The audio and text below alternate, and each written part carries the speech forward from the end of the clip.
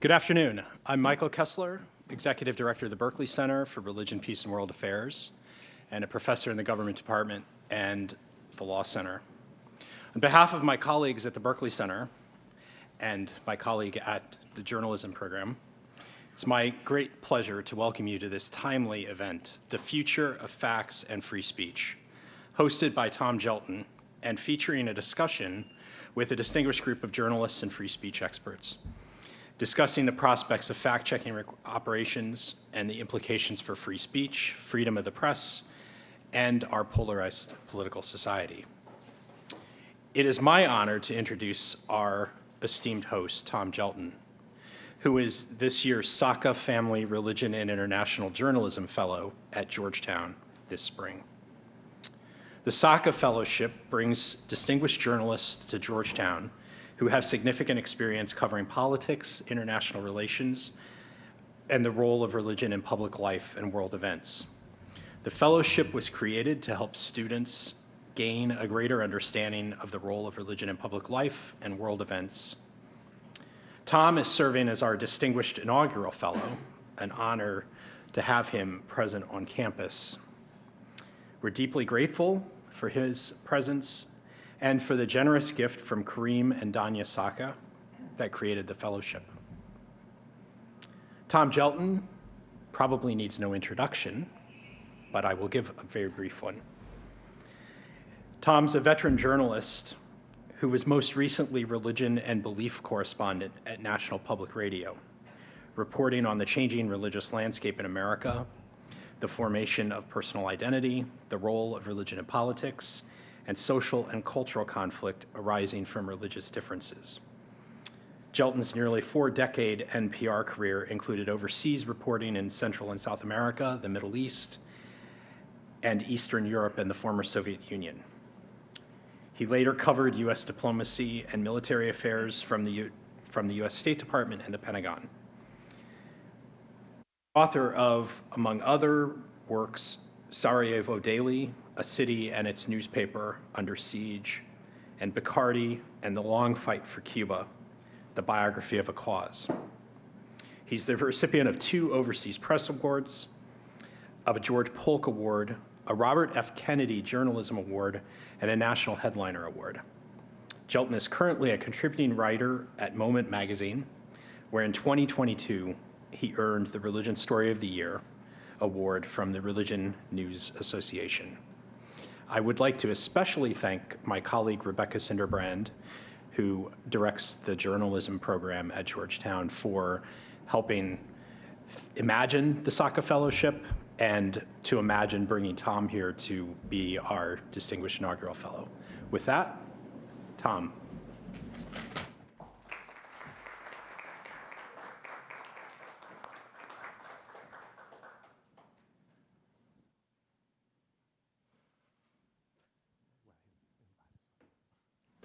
Thanks very much, Michael. Thank you very much. Thanks to all of you for coming out this afternoon, a lovely day, and those people that couldn't show up because it was too nice out, I don't blame them, but let me just say this at the outset. I don't think it really needs to be said, but I should say it anyway. Georgetown University is committed to standards promoting speech and expression that foster the exchange of ideas and opinions. While it is recognized that audience members may not share the same views as the speakers, it is expected that everyone in attendance at this event will respect the right of the speakers and the organizing departments to share their perspectives and ideas and not cause a disruption to the event's activities. At the end of the event, there will be an opportunity for questions. You should have all gotten note cards at this point and a pen to write down your questions. Someone will be around later to collect those before the question and answer period. I'd like to begin this discussion by citing Václav Havel, the Czech playwright, heroic anti-communist dissident, political prisoner, and 3-time president of his country. He said, dictatorial regimes depend above all on spreading lies, and that the most effective way to challenge them is to reject the lies and commit to living in truth. That notion became his contribution to the fight against tyranny in the former Soviet bloc. More broadly, it has inspired those working for democracy and open societies across the world, even here in the United States, where we are now facing bitter disputes over what it means to live in truth. Since President Trump began his second term, the administration has reorganized the White House press pool, enabling it to remove reporters it considers unfriendly. Prominent news organizations, including the New York Times, Politico, the Washington Post, NPR, and others, have had their Pentagon workspaces taken away, with more room given to marginal, more Trump-friendly outlets. President Trump has dictated what language news organizations can use and punished those who dare to challenge him. And it's neither unfair nor incorrect to say he has set a new record among modern American presidents for making assertions with questionable relation to truth. Our subject today is the future of facts and free speech. And speaking of free speech, I must note that Georgetown University itself has become a case in that regard with a graduate student here, Badr Khan Suri, facing deportation over his viewpoints, shall we say. We may get to that in the course of this discussion. We have a highly distinguished panel, all of them engaged in frontline battles for truth and free expression. And maybe I can ask you all to come up at this point. Anna Johnson is the Washington bureau chief for the Associated Press, which was founded in 1846, but which now finds its reporters barred from the Oval Office. From CNN, we have Daniel Dale, whose CNN role is to monitor statements and claims from President Trump and other officials for their accuracy, their basis in fact. And we have Peter Wehner, a writer whose eloquence with words led him to writing speeches for President George W. Bush, and who has gone on to write columns for The Atlantic and The New York Times. In his 2019 book, The Death of Politics, Peter argued that moderation, compromise, and civility are essential democratic virtues, and that we need to oppose those who use words as weapons to annihilate truth. Finally, we have Ari Cohn, the lead tech counsel for FIRE, the Foundation for Individual Rights and Expression, an organization fiercely devoted to the defense of free speech. I'm going to begin with a question for each of our panelists, starting with Anna and going down the line. And then we're going to have a more free-flowing conversation. And as I say, we're going to save some time for our questions at the end. So I'm just going to sit down now and get the ball rolling. And I'm going to start with you, because in this second Trump term, your news organization, the Associated Press, was one of the administration's first targets as it sought to dictate what words can be used to describe reality. And I don't think that's an overstatement. Just 3 weeks after Trump took office, the administration limited your reporters' access to the White House because you continued to say the Gulf of Mexico and not the Gulf of America, as Trump wants it to be called. That action was just the first move against legacy news organizations by the Trump administration, but you have fought back. So could you begin by bringing us up to date on what's your relationship with the Trump administration, where it stands today, and what's at stake?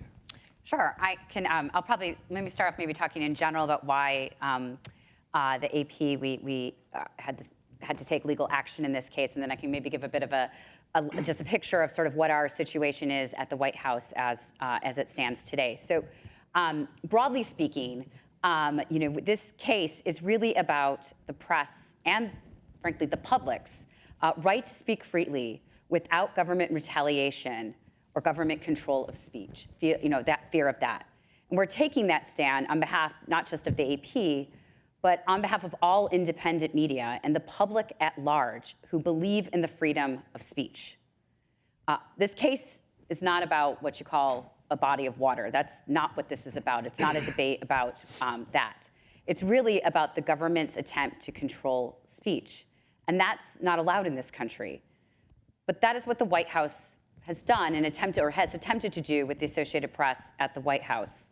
It tried to tell us what words we could use, what language we could use, and when we didn't do that, it retaliated against us. I want to be honest, we did not want to take legal action. Nobody wants to do that. It was, and we did everything we could to avoid it. We tried everything to restore our access without compromising our principles. But when it was clear that that was not going to be able to happen, we were really left with no choice but to take legal action. I can describe here a bit about our situation at the White House and what that really looks like every day. So for the past 6 weeks, we've been denied our ability to cover in-person events at the White House, and really and largely about the president, events involving the president. And that's both for text and photos. We have had a long-standing, almost since our inception 170 years ago, of covering the presidency and covering the White House. We're denied access to travel on Air Force One and denied access to the Oval Office, which is often what is, people know the case, are familiar with that. And that is for both our text reporters and our photographers. They're not allowed to travel on Air Force One. They're not allowed to go into the Oval Office. And when there's pool events there, and we've been doing, we had been allowed this for many, many, many years. But we're also denied access to a lot of other events at the White House and involving the president. This includes coverage of events that are in the East Room, which is a room inside the White House that's much larger than the Oval Office, can fit dozens of journalists. We are often denied our ability to cover those events in person. We're also, denied our ability to cover events elsewhere in the White House grounds, including on the South Lawn. You remember that event not that long ago where President Trump was with Elon Musk and the Teslas, and lots of journalists there. The AP was not able to cover that event in person. We've also been denied the ability to cover the president at other places that he has gone to. For example, about a week and a half ago, he gave a speech at the Department of Justice here in Washington. And our journalists who would normally have been part of the White House pool, that's the group of journalists that cover the president and travel with the president when he goes to different places, we were not allowed to be part of the pool that day. We also were denied access to the event via the DOJ. We have reporters who cover the DOJ, that's their jobs, that's their, their Justice Department law enforcement reporters. And they also, 2 text reporters and a photographer, were also denied the ability to cover that event in person that day, when many other journalists from many other news organizations, from all different types of news organizations, were granted access. As I mentioned, our commitment to covering the presidency is a long one. And when we do this, when we're covering the White House, we're not just covering it for the AP, we're covering it on behalf of all of our customers, all of our members, all of our audiences that are around the country and around the world. And they rely on the AP's journalism and the coverage of the presidency, our nonpartisan, fact-based journalism. They really do rely on that. We take that responsibility extremely seriously, that we're not there just for ourselves. We're there on behalf of people all over the country, including voters and all over the world, including voters in blue states and in red states and everywhere. And now that we're denied that ability to go, they're not able to depend on us for that journalism. Our next hearing is Thursday, so in 2 days, in federal court. Because you sued you sued? Correct, yeah. We filed a lawsuit against 3 Trump administration officials. And we were denied, the judge denied our request for a temporary restraining order, which we had asked to immediately get back into the White House to be able to do it. Our next hearing is Thursday, with a request for a preliminary injunction in that case. We don't know if the Judge McFadden will make a decision that day. We're not certain. We don't know what the outcome will be. But we do hope that we will prevail, and that on behalf not just of the AP, but for all independent journalism and the public at large. How are you able to do your job? We still, I will say, I oversee our team of reporters and our photographers and our whole team who cover the White House, that cover Washington, that cover politics, that cover elections all over this country. And, we still do our jobs.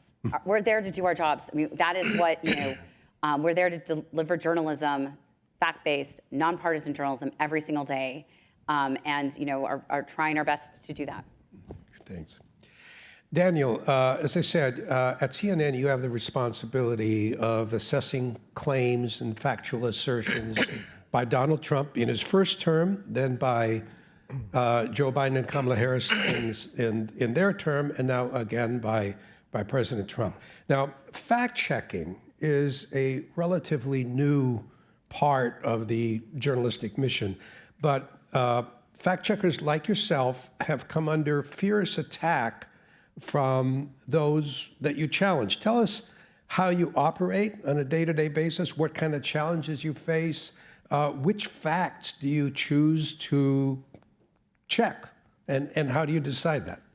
All good questions. So there are a few components of the role. One is, CNN is most famously a TV network, and so when we are airing presidential events live, I'm often, we call it on standby. I'm in a studio, either in a small one or on the set with the anchors, waiting to see if there's something that our team deems worthy of immediately correcting. And those decisions are admittedly subjective. So it can be, often it's if the president makes a false claim about a major topic of news that day. Sometimes it can be the quantity of false claims that makes the event worthy of immediately correcting. So it might not be something about the big news story of the day, but it might be that the president in 5 minutes said 8 things that were wrong, and we think the volume necessitates a fact check. So some of my job is event-driven. And then the part I maybe enjoy more is trying to think more deeply about what we're seeing from the president and other officials, and trying to do work that's more thematic. So for example, the president recently has been making a large number of false claims about Canada, where I happen to be from. And so I put together a piece debunking, I forget how many, it might have been 9, going into detail, correcting false claims from the president on this one subject. So I try to think about what we're seeing and hearing, thinking about how can I, I'll step back. In President Trump's first term, I fact-checked every false claim that he made, every single one, until I gave up, because this project has started to destroy my life, frankly. It started as kind of a side hobby where I could do it for a couple hours on a Sunday, and then as the volume ramped up, it became all of Sunday, and then it became all weekend, then it became nights and weekends. And then I told my bosses, I cannot do this anymore because the number from this particular president happens to be just so overwhelming. In this term, we decided to take a quality over quantity approach, in part because the life and logistics challenge of doing every one, but also because I think it is quite well established that this president makes a remarkably large number of false claims. That it's unlike anything we've seen from a president, certainly in modern history, probably in American history. And so instead of doing all of them, now we're thinking about how can we do this in a way that brings clarity on important news subjects. I'm most interested in the quality of my work. Is it fully accurate? Is it nuanced? Is it balanced? But one way I've started to judge this is is my story near the top of our CNN homepage? And I use that as a kind of metric because that's a way of telling, am I on the story of the day? And so, for example, when the president's back and forth with Ukrainian President Zelensky was the big story of the day, I thought, there are a large number of false claims here from the president on this subject. Let me try to whip out a piece quickly on the falsehoods we're hearing on the subject of Ukraine and President Zelensky in particular, and that went up on the homepage under our main news story of the day. When Canada and tariffs were the top news story of the day, I had the second or third story on the homepage that day. And so it's trying to be, on the ball, on the news. Yeah, it's in terms, people say, well, why do you fact check this and not the other thing? Yeah, what I say is that as journalists, we like to talk about objectivity. But I don't think it's particularly controversial to say that there are literally dozens of subjective decisions being made by every news organization every day. Even in the most basic kinds of journalism, I started, like many I was a former newspaper reporter. You start as what they call a general assignment reporter, covering murders and parades and whatever's going on in town. Even in those stories, like the hardest of hard news, who do you quote first? Which part of the quote from the police spokesperson do you use? What details about the victims do you highlight? What words go in the headline? There's always subjectivity. So I think people use subjectivity as a way to attack fact-checking the work of people like me. I just say, it's inevitable. We're all making choices, and I'm trying to make choices in good faith, in the most fair, bringing as much fairness and balance as I can to these subjective decisions. Now, as you say, fact-checking President Trump has become a 24/7 operation. Do you limit yourself to fact-checking the White House, or are you taking a sort of a broader view of it? There are no limits, but time and energy. And so the fact is, unfortunately, when you had any other president who lied less than President Trump does, you have more time to fact check other people. That's just the reality. And so I would love to be doing more fact checking, not only of Democrats, the president's opponents, but we have a special election in Florida. Let's fact check some claims of the special election. We have a lot of cabinet secretaries who are interesting characters, who are saying a lot of interesting things. There are things to fact check. I often don't have time to fact check them. So no one has given me any limits, but there are limits in terms of presidential statements matter much. They matter the most, and the fact is, sometimes the president drives the news more, and sometimes the president drives the news less. Right now, we're in, I think, a particularly presidentially driven era where Donald Trump is doing a lot of important stuff, and he's the most important person to fact check for sure. So, Pete, if I may, I'd like you to discuss what's at stake here epistemologically. As a former speechwriter for President Bush and someone who has argued that words matter, in June 2019, you wrote an essay for The Atlantic. It was based on your book, titled Trump's Sinister Assault on Truth. You said, the president appears committed to destroying the very idea of facts. That was almost 6 years ago. So I'm not even going to ask you what you meant by that, because it was 6 years ago. But Trump was defeated in the next election, but he's back in office now. I think you're as concerned as ever about the need to defend truth and facts. Where do you think that effort stands today? Yeah, we're not in a good place because there is a multi-front, relentless assault on truth against institutions, against individuals, and it's pretty unprecedented in American life, in part because the president has powers now that we didn't have in the 18th and 19th century. So I think this is a great drama that we're involved with right now. I do want to point out why I think this time is a little bit different, and then maybe just say a word about what does make it rather unique. If you go through the history of American politics in any country, truth has always been challenged. I mean, there was, you remember the term spin rooms that were used during debates. If you go through the history of press secretaries, they would promote an agenda, a narrative that was favorable to their president, whether they were Democratic or Republican. That's true in life too. I mean, you have certain views, certain beliefs, you're talking to friends, you cite the facts you want, the evidence you want, the narrative that you think is either most favorable to you or that you really believe is true. So that is part of the human experience. I do think what is different with Donald Trump is that he is dedicated to destroying the idea of truth itself. That is, it's an attack on epistemology.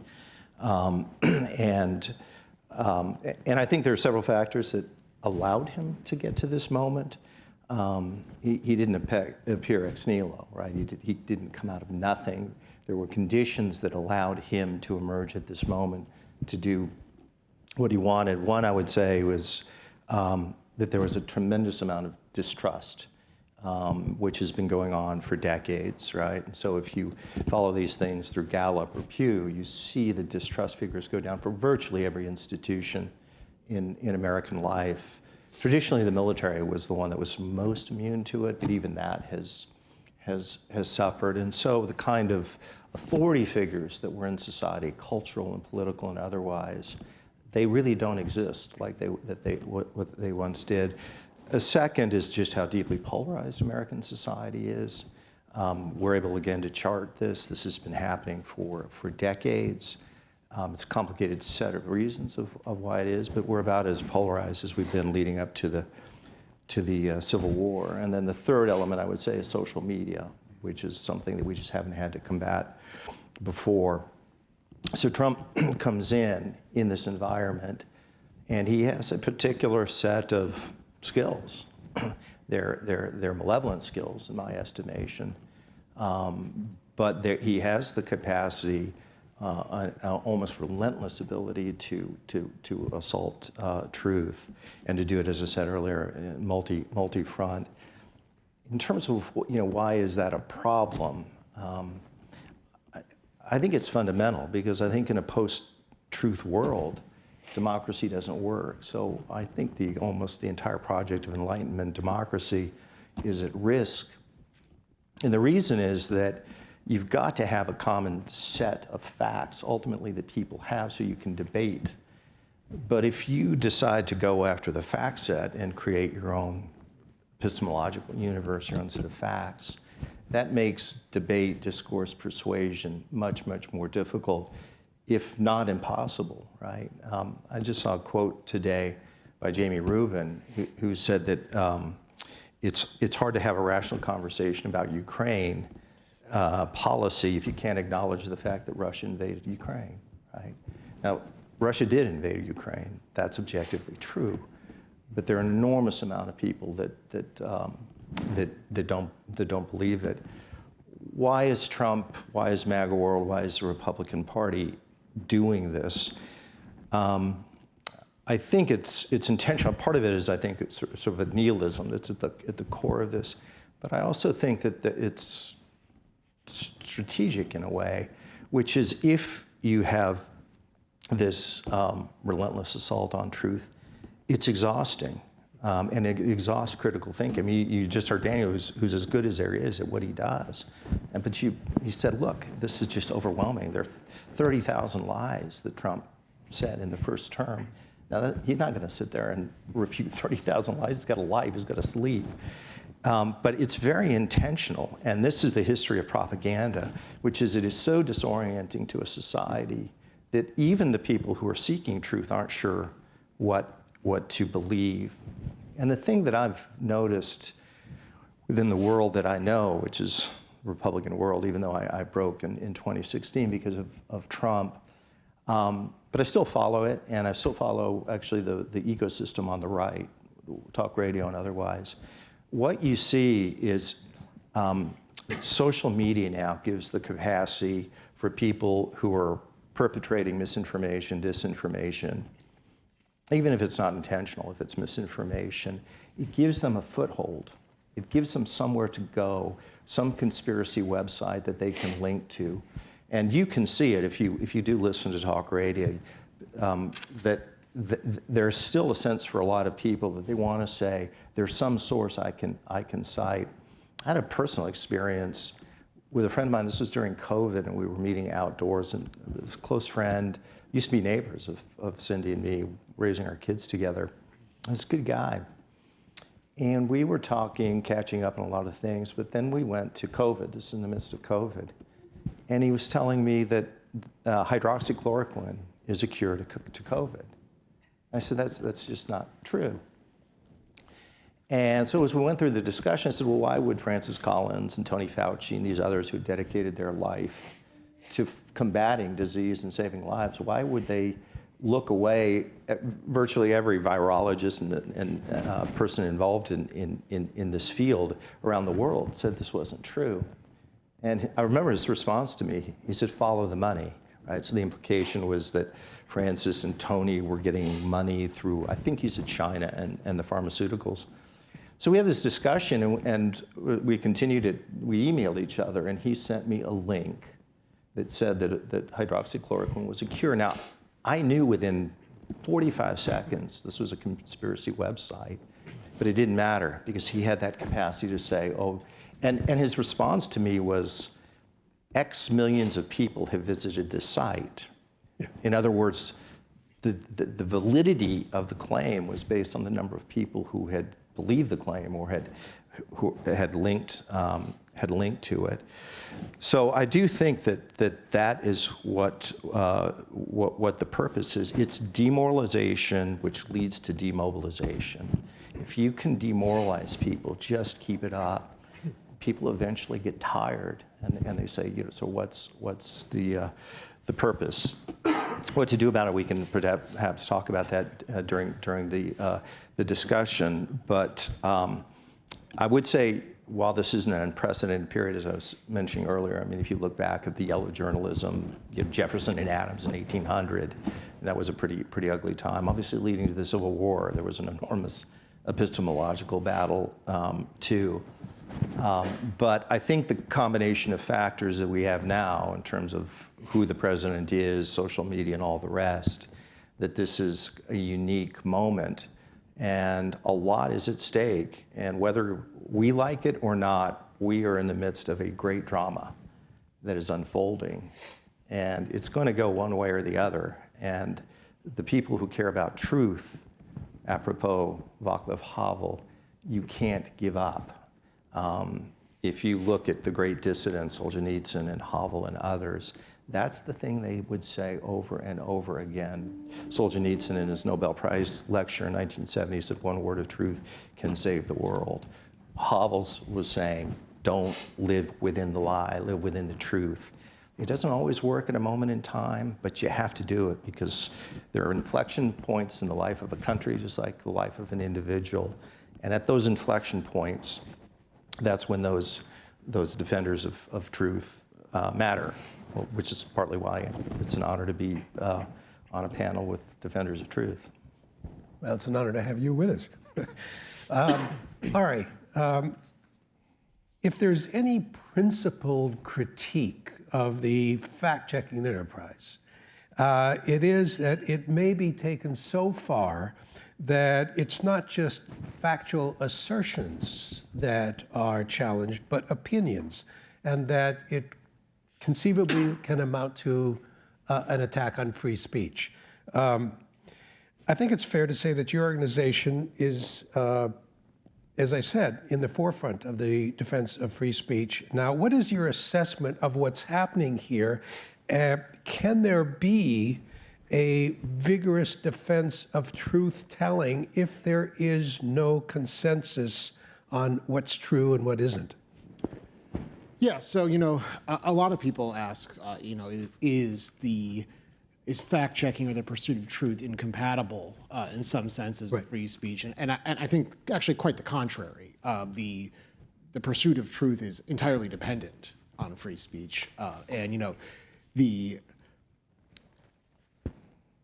The crux of free speech actually, and pursuit of truth indeed included, is the ability of people to say things that are false, which then, as John Stuart Mill said, leads to the livelier impression of truth produced by its collision with error. That whole, the concept of fact-checking actually is part and parcel of free speech. The whole point is the winnowing of the wheat from the chaff, truth from falsity. It is important to remember also that we never actually, many times, get to truth. We get closer to truth, but truth is an elusive thing. And we've seen recently even how things that we considered truths in a very, very short period of time were later proven to be not so true. Or things that we thought were not true ended up having a little more credibility than we thought they did at first. The problem, I think, is, well, there are many problems, but the problem is largely, first of all, you're never going to be able to impose truth on anyone, short of a dictatorial regime, which I think illustrates nicely the problem of too much concentration of power in what is fact or centralization of what is fact. When you control what is truth, what is fact, you control people's reality. You don't have to look farther than North Korea to understand that.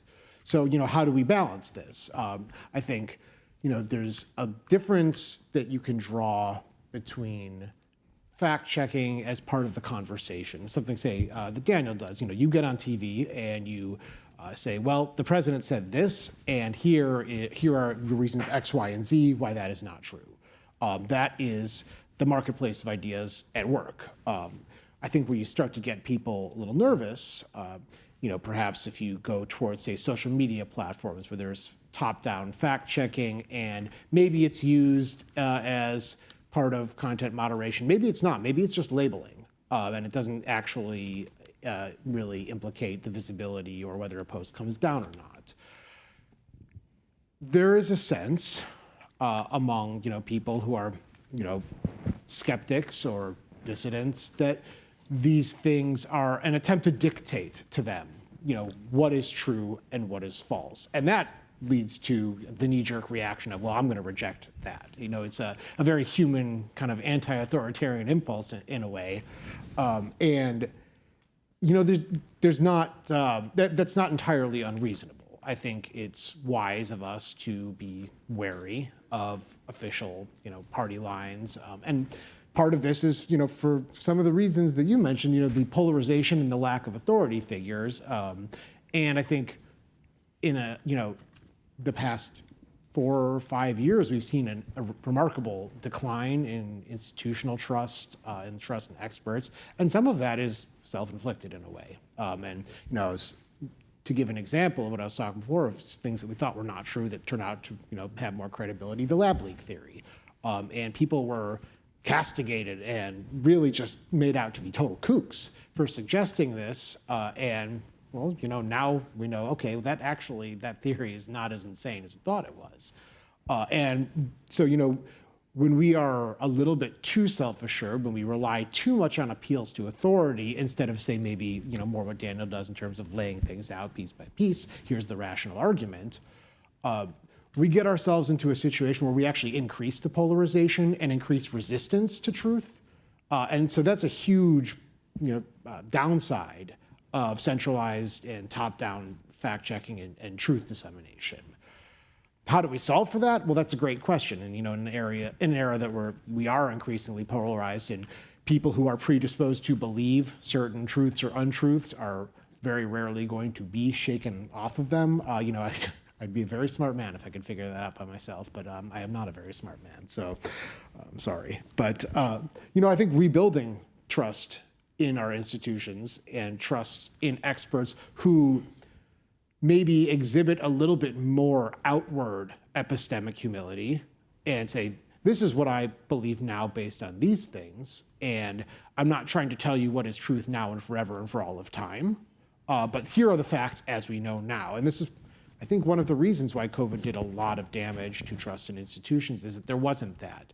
There was a series of, this is what it is, and more frequently than any of us would like, I think, more frequently than the people speaking and would have liked, things turned out to be slightly different. And that's understandable because it was a rapidly evolving situation and we just didn't necessarily always know.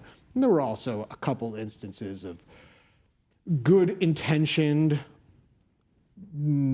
I won't say lies, but perhaps untruths that were told to maybe, say, prevent a run on masks or something that ultimately, when come to light, do reduce trust. So that's dangerous to actually do that. And I think if maybe the approach had been different, the approach had been had more epistemic humility to it, it might not have done as much damage to trust in institutions and experts. So I think that goes a long way. But I think the worst possible thing that we do, particularly when you see the Trump administration, say his FCC, sending a letter to tech companies saying, we're going to cause trouble for you if you continue to work with NewsGuard. NewsGuard literally is just a service that provides credibility ratings for different outlets. And people can do with that what they will. It is an additional component, an additional piece of speech in the marketplace of ideas.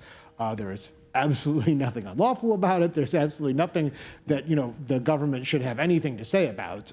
And we see this attack on that because as part of, say, I think a war on the concept of truth, and frankly, maybe more simplistically, a war on speech that the president and his administration just happen to not like or disagree with. And you have the FTC going after quote unquote censorship by tech platforms, which basically seeks to insert itself as the arbiter of whether platforms are subjectively applying their moderation standards consistently, which the government has no business doing.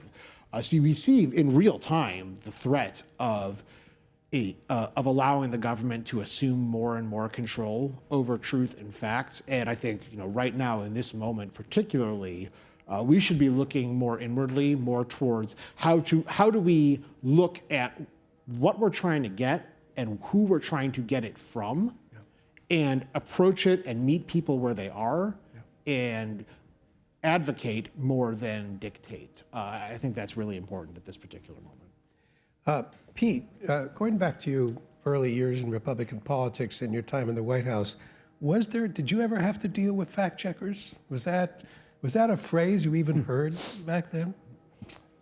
Within the White House or outside the White House? Well, at that time. Yeah, sure. I mean, there were fact checkers in the media, right, that would call out things, claims that were. But there wasn't institutionalized the way that it is now, right? With No. Daniel and Glenn. Yeah, that's right. I mean, I don't think there were people who were called fact checkers because it wasn't a full-time job back when I was in government. And then certainly within the White House itself, I mean, I was speechwriter for a couple of years, and then I was director of something called the Office of Strategic Initiatives. So I have some understanding of what even minor speeches that none of you two would cover. The president gives various kinds of speeches. There are like almost talking point speeches. It's at a local school, and that's a local story, but not a national story. Then there are mid-level speeches. Maybe it's announcing Department of Justice initiative to fight crime, which gets a little bit of coverage. And then there are major speeches, State of the Union, Address to the Nation, so forth. But we would go through, and those speeches would be fact-checked, and there was a staff secretary that would demand, sources to the point even of speechwriters that sometimes became slightly irritating. Not because we were saying things are wrong, but some of them seemed self-evident. But it was like, no, we've got to get. I remember the conversation of the person was saying, the president can't be telling things that aren't true. And sometimes you do say things that are untrue because you're misinformed. There are a whole array of reasons. But institutionally, there were checks on that, and certainly within the press, there were. What is interesting is the different psychological approach, right? We were silly enough that if there was a mistake that was made, we actually felt bad about it, and we felt like we had an obligation to correct it. And that was true of Democratic and Republican presidencies. It's a very different model now. It's kind of the Roy Cohn approach to politics. And you see this now with this Jeff Goldberg story in The Atlantic about being on this signal call. And Jeff is a great journalist, one of the best in the country.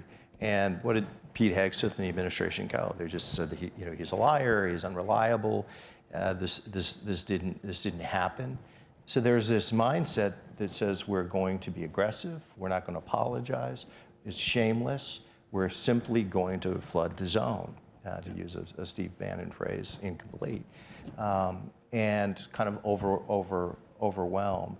So what we have now is an entire party where shamelessness doesn't that prevails, that shame doesn't exist, and therefore there's no apology. But yeah, if there was a front page story in the Times or the Post or the Journal or elsewhere, AP, that said, look, this claim was wrong, we felt that. Anna, go ahead. I just want to add, there still aren't that many people employed as full-time fact checkers. I'm kind of a rarity, and I'm grateful that CNN employs me in this job. My kind of my campaign, to the extent I have a campaign, is to not leave fact checking to the fact checkers. To me, like this what I do is and should be a fundamental part of every reporter's job, right? It's not like, oh, we'll do the news story and we'll have all these quotes, and then maybe the fact checker, can look at it and put something out later. Like in every news story, in every, I talk to my friends in Canada, like if you're quoting someone and they say something that's not true or misleading, it is objective reporting to point that out. That is not biased. That is not a departure from journalistic norms.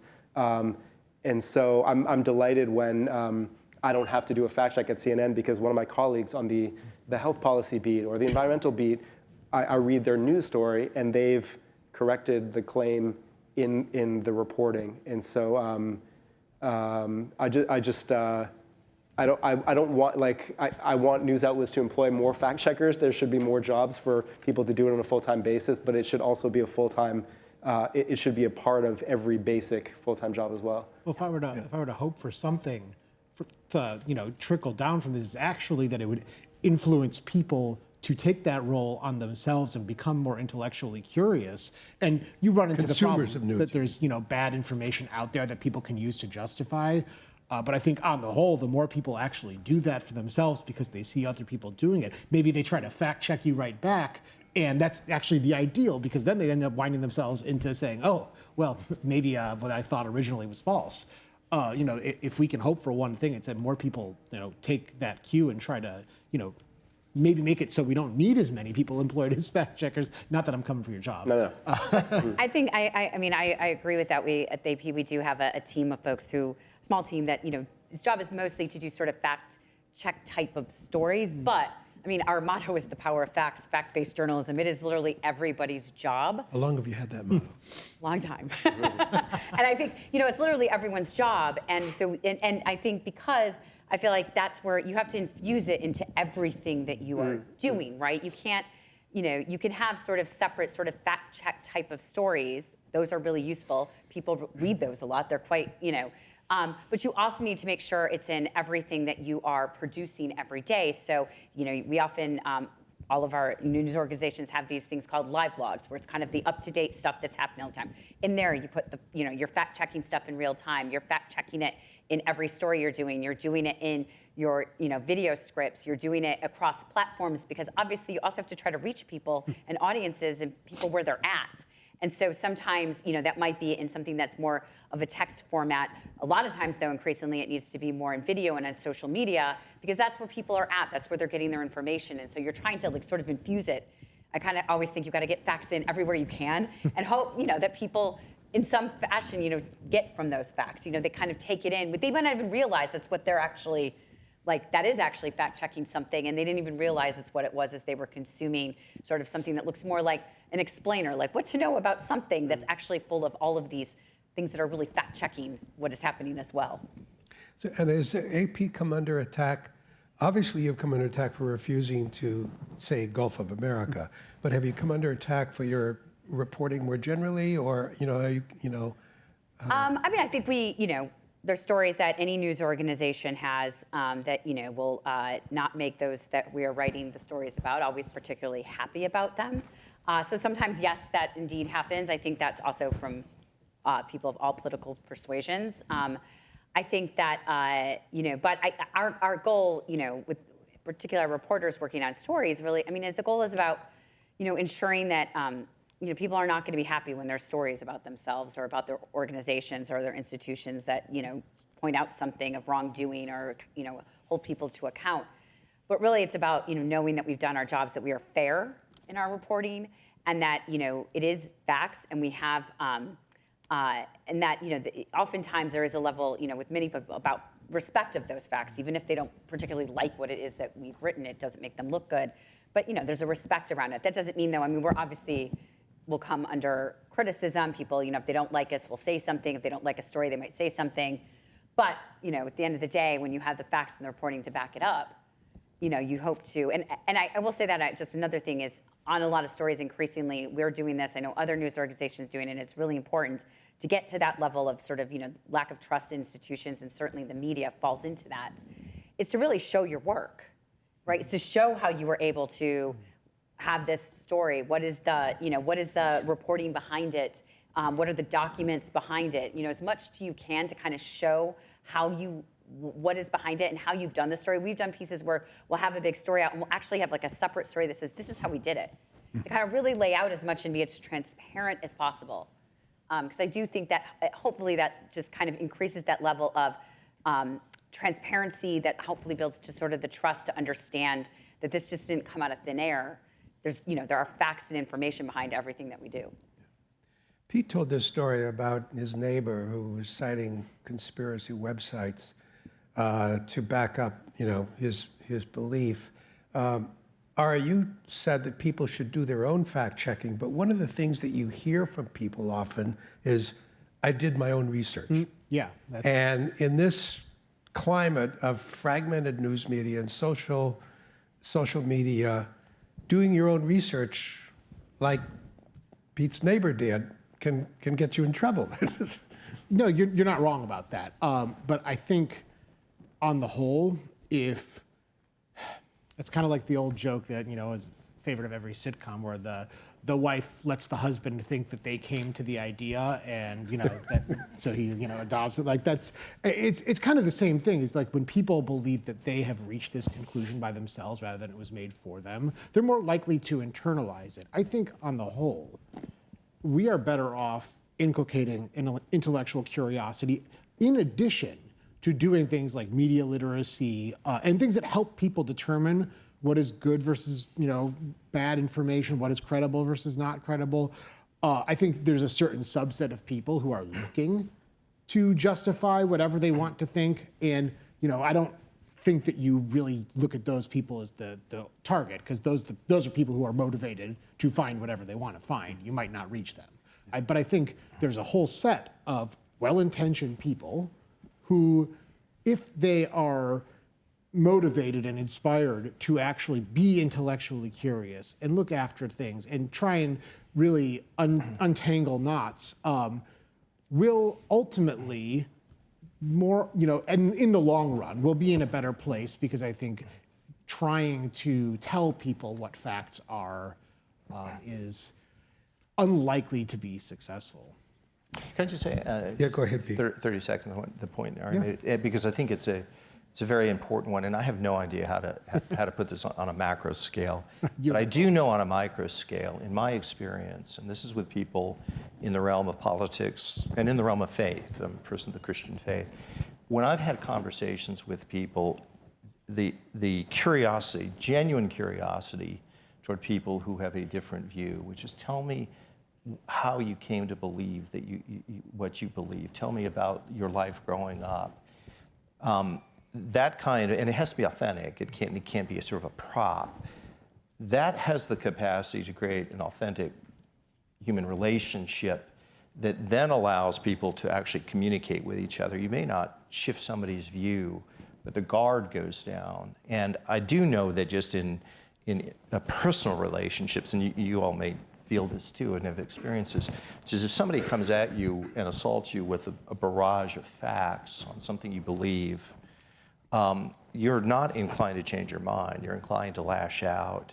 And one of the reasons that we do it is if that barrage of facts is actually not perceived as an attack on your facts, but is perceived as an attack on your worldview or your core identity, that's very scary for people, right? And we all have core identities.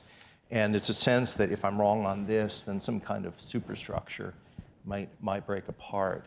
So in individual relationships, I found much more a sense of people feeling like you actually want to hear my story or how I came to believe what I believe. You have a much higher chance of real dialogue than not. I could not agree any more with every word of that. And I think, in addition to the perception of attack on worldview, I think where we've gone sometimes is an attack on a person's just a person, their moral worthiness or whatever, if they dare have an idea or question something that you consider fact. We've seen this a lot recently, the determination that somebody who doesn't hold the same beliefs or questions a fact is a defective human being is incredibly damaging when you're actually trying to build consensus. It doesn't work.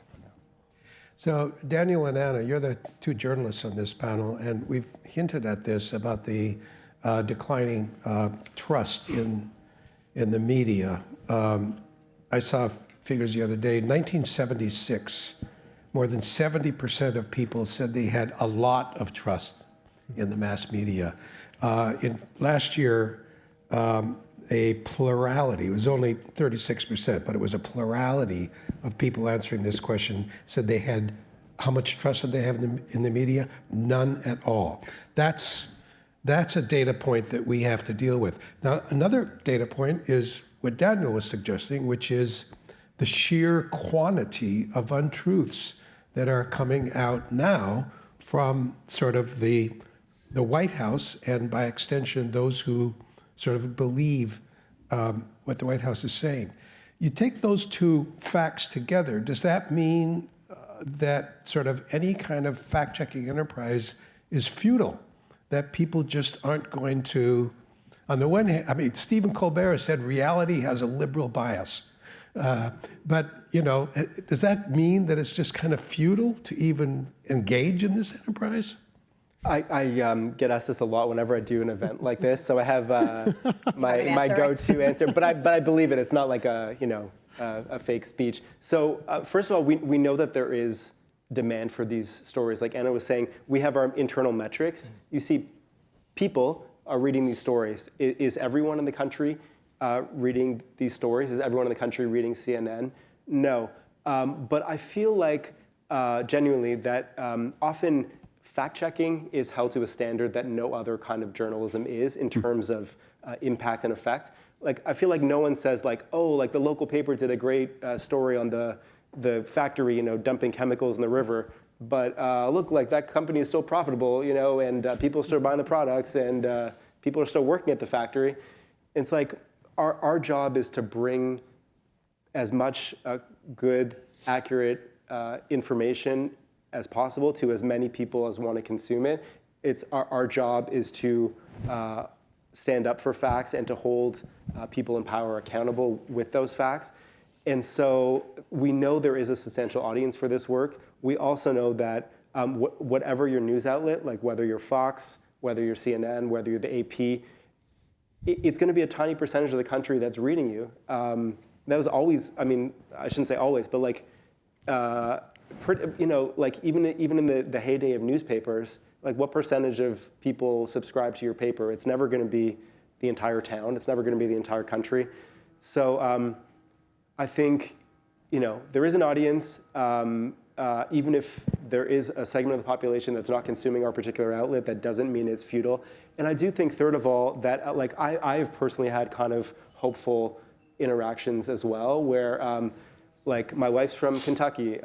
Much of her family is skeptical, or extended family is skeptical of CNN. Her very supportive of Trump uncle will say to me, "Oh, I don't like CNN, but I gotta admit, that one, you kind of had him on that one. Yeah, I didn't know that what you pointed out in that story." And so, he knows me, so that again, that personal connection makes an impact. But I've had similar conversations with strangers also, like people in various communities, people who have emailed me being like, "Why did you say that? I thought it was this." And I have an exchange with them and say, "Here's where I got that data," and they'll say, oh, thank you. So I know from these one-on-one interactions that even people who are not inclined to love my outlet or love me can be reached with good information. So I don't think it's hopeless. Anna, before we go to you, just a reminder that you have cards here, and those of you who have questions, we will save a few minutes for that. But go ahead. Yeah. I agree. I believe in facts, so I don't want to give up on facts. That's what our job is. And I think so I'll answer in two parts. One is I do think, it is but But it is our responsibility in the media industry to, when, in the facts that we are reporting, is to try to find ways to like present them in different ways to reach people and to meet audiences and people where they're at. So, that is always kind of thinking of how do we do this and where does it go and what kind of approach do we take, and and I think that sort of, so you have, as I said previously, you have sort of the kind of a fact check story that really is fact checking. Maybe it's one single thing, maybe it's a whole speech. It sort of depends. But then you'll infuse fact checks into other stories. We do a lot of at the AP, as do other news organizations. We do a lot of explanatory work, which at the heart of it is really fact checking. And it's explaining something that's like people are wondering about, that they're confused about, that they don't understand. And we're putting all these facts around it, all this context around it, so people can better understand what it is that is the topic of the day or the news of the day or something that's been kind of around and it doesn't make sense to them and they want to know more about it. And in that, it's just like infused with facts throughout. On the transparency, or I'm sorry, on the trust part of it and sort of the lack of trust of the media and just institutions at the large, I do think that's where a lot of the transparency part of it is so important, is that, for us to show our work whenever possible. I'll just do an example here at the AP. One of the roles that we play in American democracy is that we call elections. And we do this not just for the presidency and the presidential election, but we do this for every race in Congress, every state legislative race, every governor's race, every statewide race. I mean, all around the country, thousands and thousands of races that we call every 2 years. And we do that through the primary season and in November. And that is a process that, admittedly, we used to just kind of put out like, so-and-so won the race. AP called the race, and that's just it, and it was over. And generally speaking, people kind of took that and believed it, and that was it. And obviously it's changed. People are much more skeptical of that.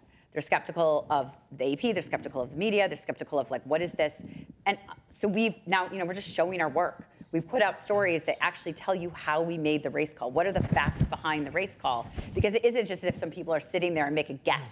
Like, I think that candidate's going to win. It's all based on facts and how we analyze vote totals and how we analyze all this as it's coming in. And we present that in a way to put out that information and just sort of peel back the curtain and say, this is how we did this work.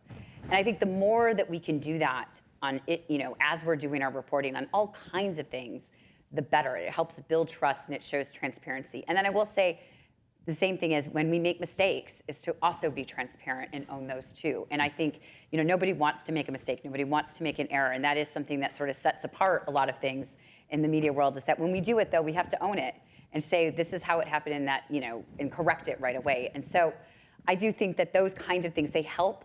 Is it gonna convince everyone in the world to believe in all of the media? No. But I think little bits and pieces like that and, really trying to find ways that we can sort of build that transparency, build that trust, and become, and show our work across the board as much as we can. Mm-hmm.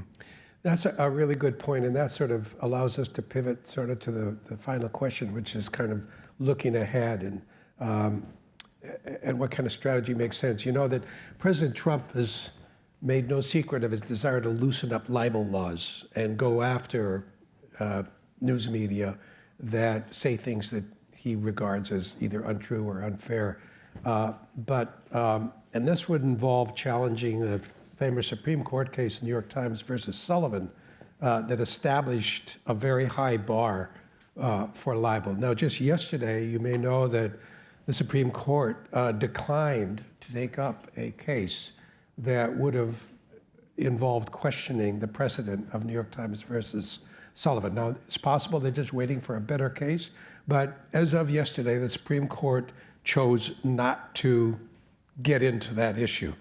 I'm curious how you see things going forward with respect to the courts and everybody else. I previously sort of suggested that this enterprise, some people may think it's futile, but as long as you have the Supreme Court sort of defending free press, maybe it's not futile. Do any of you have any thoughts about that?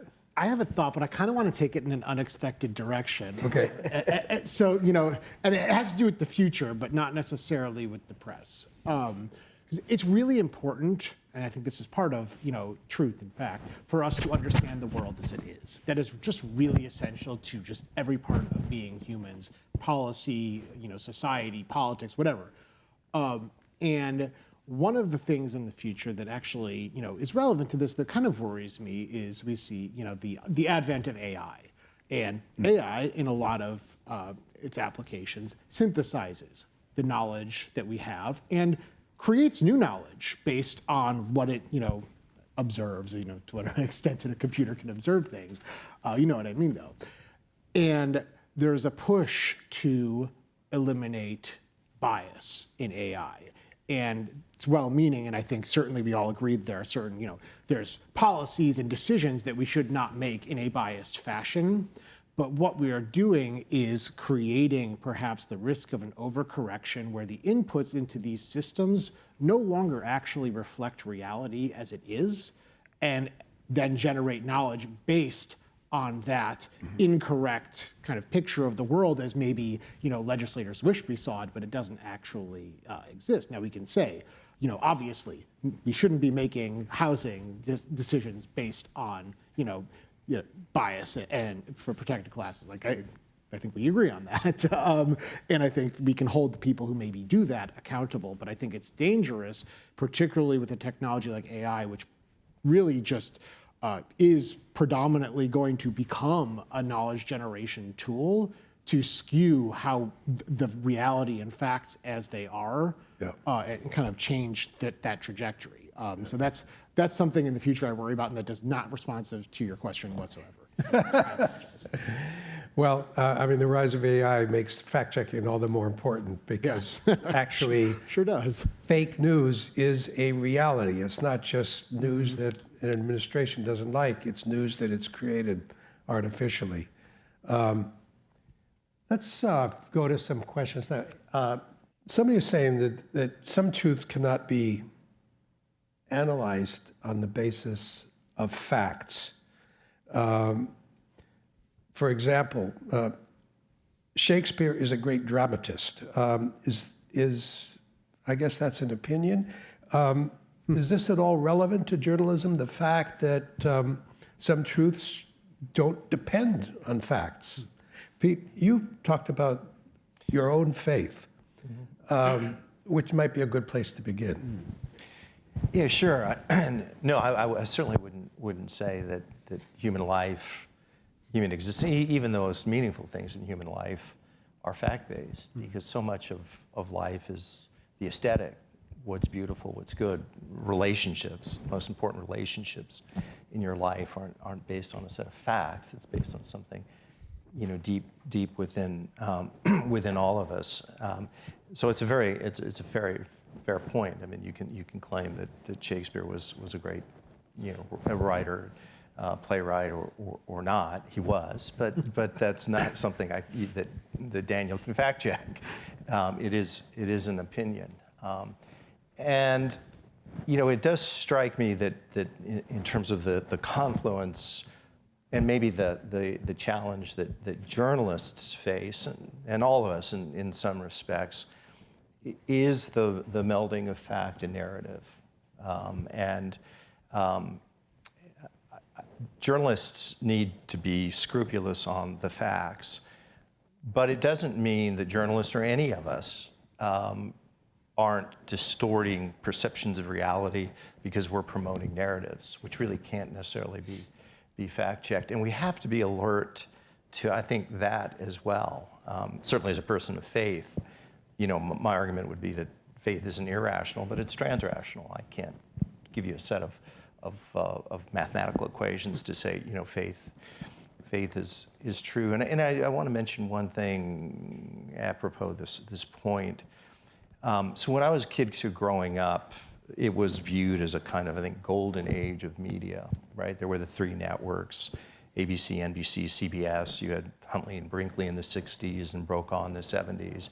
You had Cronkite in the 60s and 70s, and then Rather in the 80s.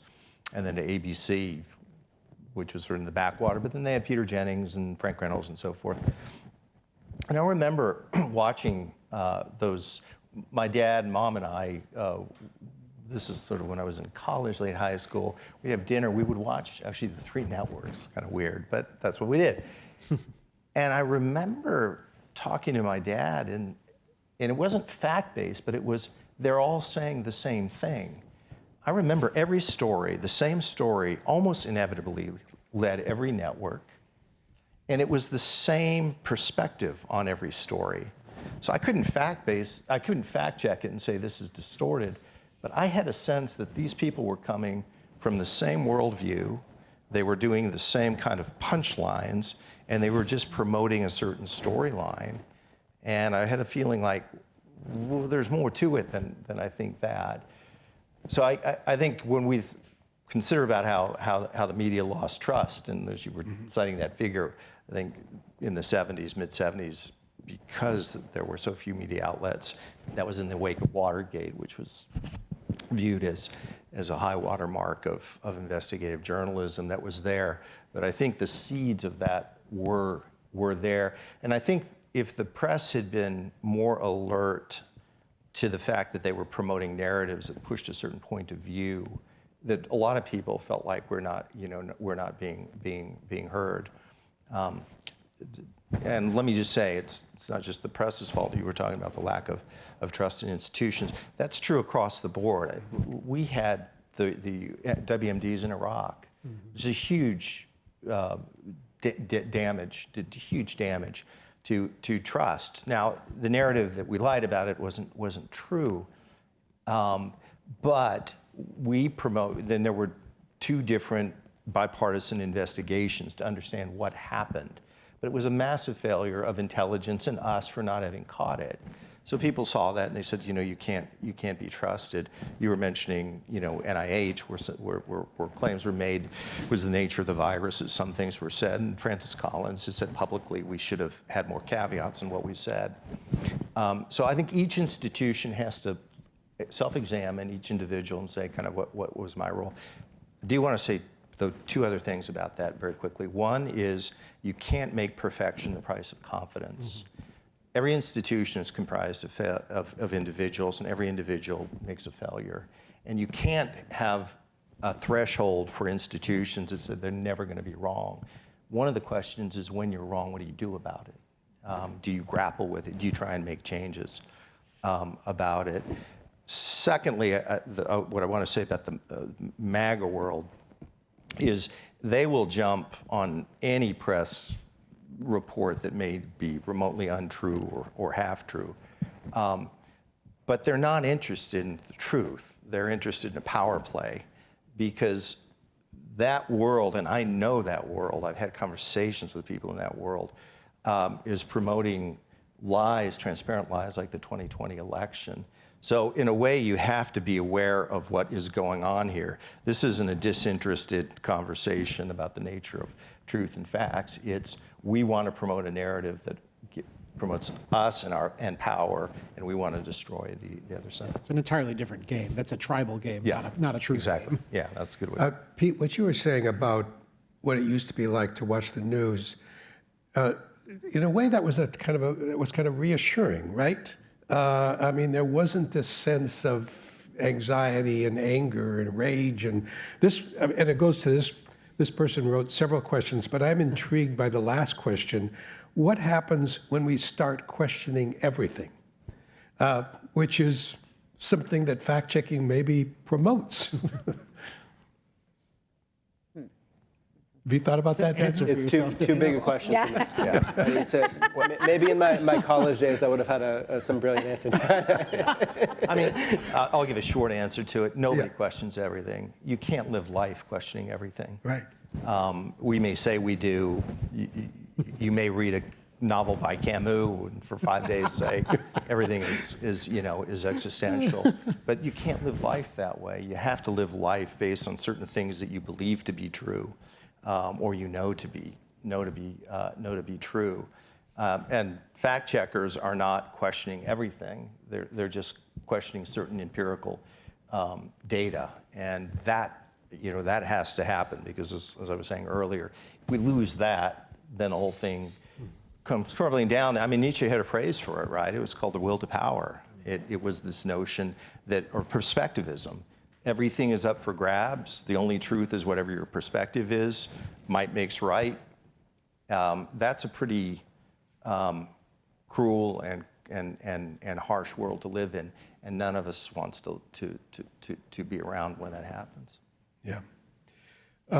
Very quickly, Daniel, why doesn't CNN have more than one fact checker? I can't exactly answer it because I'm not in charge. You know, there's always resource limitations at every company. Yeah. So we started, when I started, we had, I got there in 2019. It was me and a more junior reporter and then a even more junior person, kind of like an assistant, who helped with some of the copious manual labor of trying to fact check every single thing from President Trump. So now that junior reporter has gotten some experience and he's covering justice, and the assistant is now working for the State Department somewhere in Asia. And so maybe one day we'll have a bigger team, but for now we don't. Anna, do you know how many major media organizations have dedicated fact checkers? Oh, I don't know that off the top of my head. I can't say. I know many do. We certainly do at the AP. We have a team, you know, someone, what Daniel's describing, who do spend most of their time really, I mean, because it's pretty labor-intensive work, you know, especially if it's something new. A lot of times things are repeated, so we know already we can expect something, we can prepare things if we think, you know, certain subject matters. But, you know, new things will come up, and it does take, because, you know, you obviously have to be right. You have to have the facts behind it, so it can take some work. Our fact-checking team works with reporters everywhere. You know, a lot of the reporters covering certain beats who are truly experts in whatever subject, and they'll work with them to kind of, when they need to, you know, more reporting and more research that's involved. So I know that some media, you know, many media outlets do, some may not, depending. I mean, everyone has resource limitations. We work to, one of the things our team will do, and others, they'll work with other, especially local media around the country and a lot of our members to help them with resources on certain things around this. So, and we try to disseminate lots of these things and the information behind them as much as we can to sort of spread the facts and make sure people see them, and then can maybe, you know, do something that's more specialized to the area or, you know, the area that they cover where their media outlet is based. Okay. Can I just add one thing? I forgot, like for big events like the State of the Union, Joint Address to Congress this year, debate nights, we assemble a team, so it's not just me, it's a bunch of beat reporters with expertise in various subjects. So when we have to churn those out more quickly than I do on a day-to-day basis, it'll be, you know, 10, 12 people rather than just one. Mm-hmm. There's a question here about values, sort of what we were talking about here today with truth and facts. Are a reflection of what, you know, is often called Enlightenment values. Is that idea kind of jeopardized by an administration, I'm quoting here, whose base of support rests on charismatic or evangelical voters who may not believe in Enlightenment ideals? I'll throw that to you, Pete. Is there behind all of this? Is there a values conflict, maybe? Yeah, I think so. I think so. I mean, I do think the Enlightenment Project is under assault. I think it may have been said. Not just here. No, not just here. And there are people. You know, it's probably not a bad thing to keep in mind, which is in the arc of human history, the Enlightenment Project is a pretty recent phenomenon, right? So it's not a given. It's not even intrinsic to human nature necessarily. Tribalism is often intrinsic to human nature. What sociologists and psychologists call confirmation bias and motivated reasoning, which we all experience. I mean, I experience it too. We all sort of interpret facts in ways that tend to affirm what we already believe. I mean, the Enlightenment Project was in part this notion that you would, and it was rooted in some respects in the Greeks and Socrates, you know, the unexamined life is not worth living, that we're seekers of truth. Human beings are seekers of truth, but that's not all that they are. There's a new book that just came out by Mark Lilla, who's a distinguished professor of humanities at Columbia, called Ignorance and Bliss. And it's a fascinating, and it's a short book, but he argues that there's actually within us all some kind of longing for ignorance too. There are truths that we don't want to know. because often there are truths that are inconvenient for us to know. So, like almost every other virtue in human life, the Enlightenment values dedication to truth. That has to be cultivated. And there are people who are disposed for a whole variety of reasons to resist it. In just 30 seconds, as a person of the Christian faith, this is by no means true of all people of the Christian faith. But there is, I would say, a large subculture of people within that community because of the nature of faith itself, in which they just may say that there are things in which apparent facts don't apply, and you get into the realm of faith and mystery and almost mysticism. And that's one reason, it's not the only reason, that 82% of white evangelicals, voted for Donald Trump. And I would also, I think I would, say it's not really fair to say that the differentiating factor is necessarily evangelicalism. I think there's a lot of it that is anger and tribalism and power dynamics that are leading people to reject these things for practical reasons for what they want to accomplish. That's certainly a big part of it, and I think the more that we understand that and really try to grapple with it, instead of being a little trying to reduce it to something as simple as evangelical, not supporting Enlightenment values, I think the more we'll be able to address it. I think it's a complicated socio-political.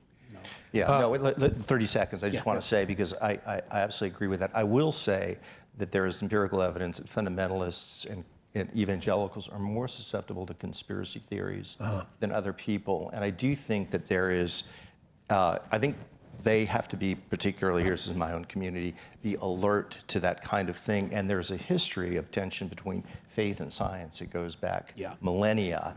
And that has to be taken into account. But I wouldn't say it applies. Tribalism and all of those other things are true of all of us. All right, you mentioned NewsGuard, and for those of you that sort of missed the very brief explanation you gave, NewsGuard is an operation that was started by Gordon Krovitz and Stephen Brill, and the idea was to kind of rate news organizations on the basis of their adherence to facts and truth. And the idea was to sort of like do a rating of these news organizations. Someone wants to know, and you mentioned this before, about whether AI can play a more useful role in fact-checking. I'm curious whether an operation like what NewsGuard represents could be done by artificial intelligence.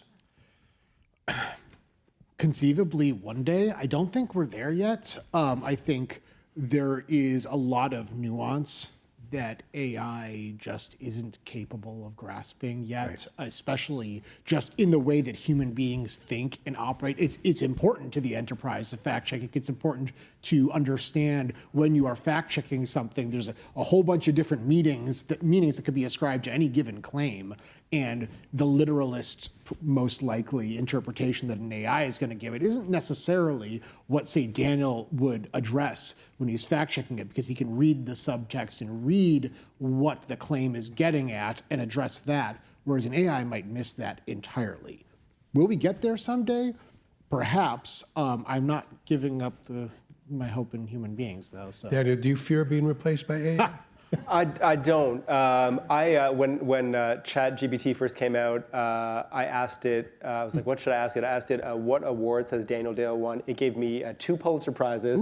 It gave me some others, like he won the National Award for Immigration Reporting. I've never been an immigration reporter. And so that was early days for ChatGPT, but I know that it's still, you still read about it, like writing a bibliography, footnotes that it has hallucinated, imaginary sources. So I'm not being a curmudgeon and saying this is useless. And I've asked it other questions subsequently, and it's given quite good responses. But I don't think we're close. And if we do get there, maybe if people can produce their own good fact checks in a moment, I'll do something else. Like, that's great. But you're lucky. When I ask it who I am, they does say, AP who the hell is use that? AI at all? Yeah, the AP does. Many news organizations use. I mean, I think it has. I don't also fear being replaced by AI, but I do think like in most, I mean, in everything, it can really. There's a lot of ways it can be helpful, and and I think us continuing to look for ways in which AI can sort of help us do our jobs, be sort of a force multiplier to help us be able to.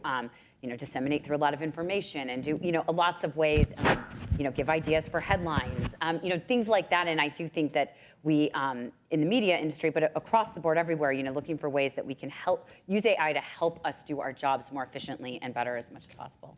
Great, good. Well, listen, for me as a moderator, this has been a really fascinating discussion, and it's just a delight to be able to moderate it.